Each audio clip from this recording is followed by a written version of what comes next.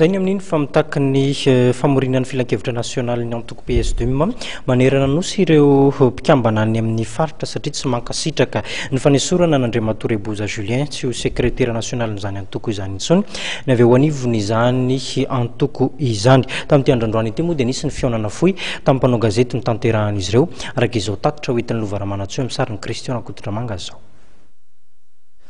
Manoloana ny fanesorana n'Andriamatoa Boza Julien, sekretera nasionaly ny antoko PSDUM, dia mitaka ny famorin'ny filan-kevitra nasionaly manerana nosy ireo solitena avy amin'ny faritra. Mitsipaka ny fanapahan-kevitra mikasika ny fanalana sekretera nasionaly ny antoko tokoa izy ireo.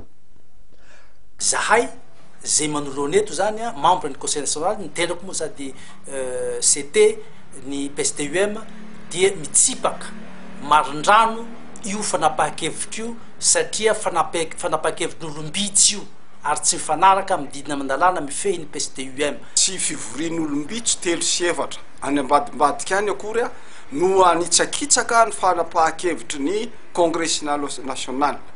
Raha misy araka voalazany namana teo moa raha misy fanapahan-kevitra maika de maika tsy maintsy raisina de tsy maintsy ny conseil national miaraka amin'ny bureau politika no vorina maika de maika anapaka zay fanapahan-kevitra zay. Conseil national ihany no afaka manapa-kevitra raha ohatra misy disadisa ato anatin'ny antongo.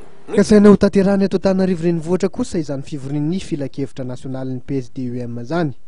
Raha tsy mampiantso amin'ny rosona amin'izany fivoriana izany ny filohan'ny antoko ho izy ireo dia ho avy eto toerana ireo mpikambana amin'ny filan-kevitra nasionaly misa 470 satria tsy fananan'olo tokana ny PSDUM.